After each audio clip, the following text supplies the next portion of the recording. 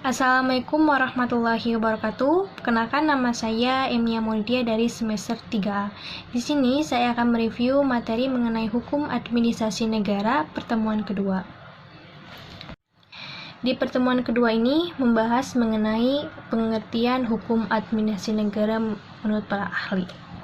Nah, menurut Van Apeldoorn, hukum administrasi negara ini adalah keseluruhan aturan yang harus diperhatikan oleh para penguasa yang diserahi tugas pemerintahan dalam menjalankan tugasnya. Sesuai dengan asas rule of law, maka segala tindakan administrasi negara harus berdasarkan hukum, yaitu hukum administrasi negara. Adapun fungsi umum negara adalah penyelenggaraan kesejahteraan umum. Selanjutnya mengenai kedudukan hukum administrasi negara dalam ilmu hukum. Hukum administrasi negara termasuk hukum publik, karena hukum administrasi negara bertujuan untuk melindungi kepentingan umum yang merupakan kewajiban administrasi negara. Selanjutnya pengertian menurut Willem Konigsberg. Nah, hukum administrasi negara adalah kumpulan peraturan yang mengatur tentang seluk-beluk hal ehwal kehidupan lembaga eksekutif. Nah, definisi tersebut mengandung 3 unsur, yaitu pertama, kumpulan peraturan hukum, yang kedua, hal ehwal kehidupan lembaga eksekutif, yang ketiga, seluk-beluk ini hanya dititik beratkan pada lembaga eksekutif. Selanjutnya, hukum administrasi negara meliputi peraturan-peraturan yang berkenan dengan administrasi atau pemerintahan atau kekuasaan eksekutif.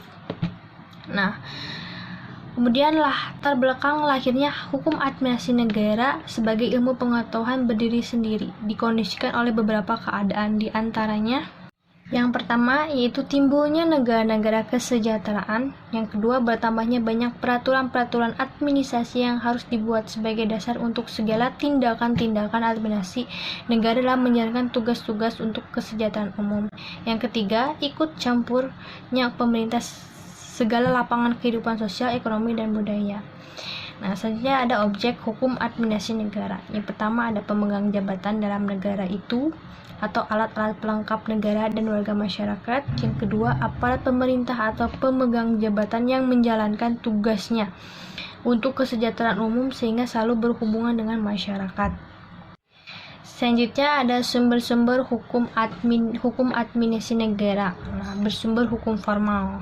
Yang pertama ada undang-undang, yang kedua ada praktek administrasi negara atau konvensi administrasi negara sebagai kebiasaan dalam praktek, yang ketiga ada jurisprudensi, yang keempat ada doktrin atau pendapat para ahli. Nah, kemudian selanjutnya ada ketentuan-ketentuan hukum administrasi negara yang sulit dikodifikasikan. Yang pertama ada perubahan dalam bidang hukum administrasi negara terjadi dengan cepat, yang kedua pembentukan dan pembuatannya tidak dalam satu tangan. Nah, menurut teori residu dari Ohrecht, administrasi negara ini adalah badan eksekutif yang pada dasarnya menjalankan sebagai tugas-tugas yang tidak menjadi tugas legislatif dan yudikatif. Sekian reviewan yang saya sampaikan.